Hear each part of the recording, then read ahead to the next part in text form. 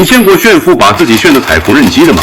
清华保送学霸吴健就在某书晒了1.68亿年薪，结果现在面临3项重罪指控，每项最高判20年，这哪是炫富，分明是给美国司法部递犯罪实锤。更绝的是，他靠改参数抄作业骗钱，还敢拿赃款买660万豪宅。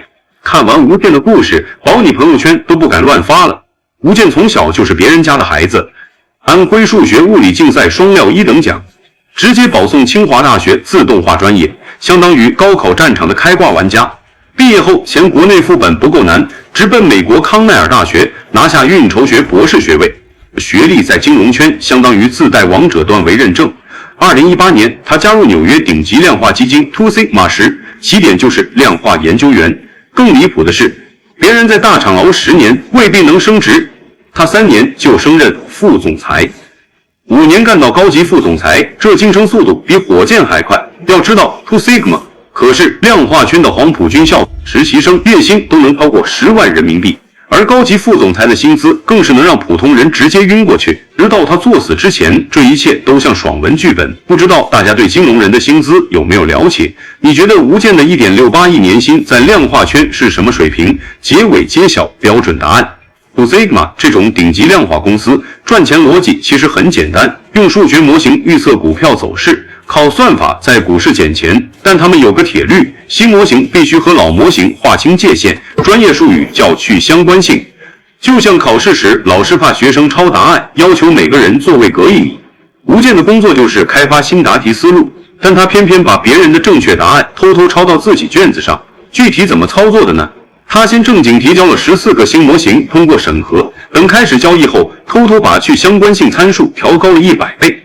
这相当于告诉系统，别管什么差异化了，往最赚钱的老模型上抄就完事儿了。结果就是他的模型和公司最赚钱的核心模型几乎一模一样，等于开着作弊器在股市收割。1年下来，这些抄袭模型带来4.5亿美元收益，按公司5%的提成规则，他轻松揣走2350万美元。这就是某书炫富帖的由来。然而，这些高度雷同的模型导致持仓过于集中，客户直接亏损1.65亿美元。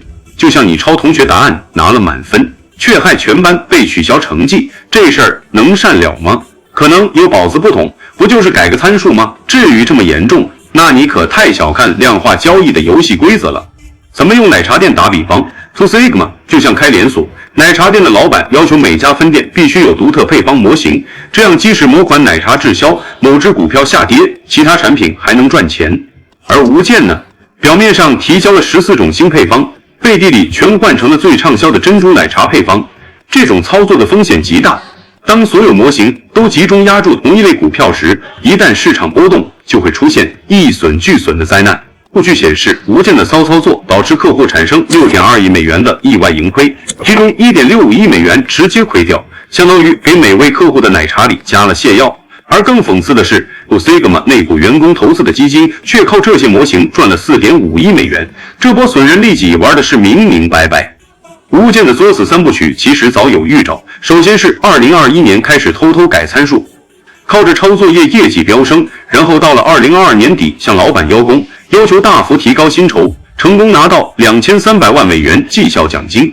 最后便是2023年1月在某书炫富，还特意强调朋友圈不敢发，结果这帖子像装了 GPS 一样漂洋过海，精准抵达 Two Sigma 合规部门的邮箱。更骚的是他被查后的操作，当公司发现模型相关性异常质询他时，他居然又偷偷改了一次参数，试图掩盖。2023年8月约谈时，他终于承认违规，但转头就在12月反诉公司诽谤，说研究员改模型是普遍做法，甚至爆料公司2位创始人有重大积怨影响运营。这波操作把学霸式狡辩发挥到了极致，但数据不会说话。经过审计，他修改的参数导致模型行为显着改变，从原本要求的低相关性变成实质上复制。这种欺诈行为在量化圈堪比运动员嗑药夺冠。Two Sigma 为了平息风波，不仅解雇了吴健，还取消了他800万美元奖金，赔偿客户1.65亿美元，缴纳1亿美元罚款，相当于为他的炫富帖付了天价广告费。说出来你可能不信，这已经是 Two Sigma 第3次栽在中国学霸手里了，堪称中国高智商人才翻车定点单位。第一位是北大的邱学霸，他直接把公司的量化交易数据拷贝到10个硬盘里，这相当于把奶茶店的绝密配方和客户清单全偷走了。公司刚启动调查，他就以迅雷不及掩耳之势润回广州，上演跨国逃亡大戏。美国司法部虽然气得跳脚，但跨国追讨难度太大，最后只能和解收场。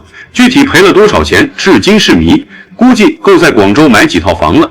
第二位高学霸更绝，把公司的量化模型存到个人电脑，带着武功秘籍跑到英国面试新公司，结果刚落地就被 Two Sigma 的律师团摁住。这位老哥倒是爽快，认罪后被判10个月监禁，相当于付费进修了金融合规课程。最戏剧性的是，他出狱后回国，在上海开了家量化公司，现在规模已经500多亿，在 A 股市场风生水起。网友戏称这是坐牢镀金的成功案例。那么问题来了，这3位学霸操作，你觉得哪个最行？评论区说说你的看法。为什么中国学霸总在量化圈栽跟头？这得从行业特性说起。量化交易的核心竞争力就是模型和数据，相当于武侠小说里的武功秘籍。顶级量化公司为了保护知识产权，监控比银行金库还严，员工电脑不能插 U 盘，上网记录实时监控，甚至离职时要搜身检查电子设备。但高智商人群总有迷之自信，吴健可能觉得自己的操作天衣无缝，毕竟是能玩转复杂算法的人。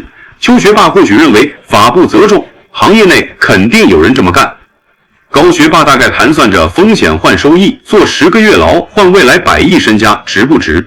数据显示，量化行业顶级人才年薪确实能到1000万美元级别，但对应的风险也是顶配。美国对金融欺诈的打击力度相当之大。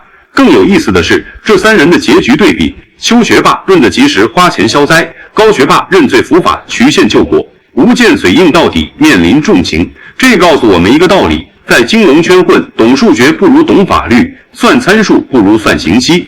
吴健的故事给所有高收入人群敲响了警钟，尤其是在金融和科技行业，合规比能力更重要。量化行业的去相关性要求不是摆设，而是分散风险的核心机制。证监会2024年发布的程序化交易管理规定明确要求，量化模型必须报备，且不得擅自修改，和 Two Sigma 的规则如出一辙。吴健的问题不在于能力不足，而在于把聪明才智用错了地方。他要是把改参数的心思用在创新上，可能真能成为行业传奇。其次，炫富是性价比最低的消费。吴健的1.68亿年薪，存银行吃利息都能躺平，非要跑到某书拉仇恨，结果不仅钱没保住，还可能坐牢。这波花钱买罪受的操作，堪称年度最亏投资。最后，行业特性决定风险等级量化交易之所以监管严格，因为它像金融和武器，好的模型能稳定盈利，坏的模型可能引发市场波动。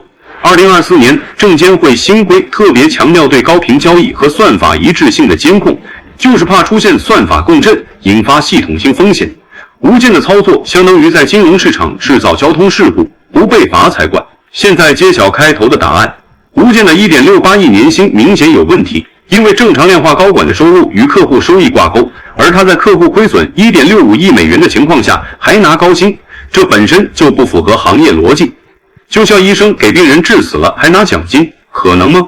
目前吴健处于在逃状态，美国司法部正在全球追击，他的结局无非几种可能。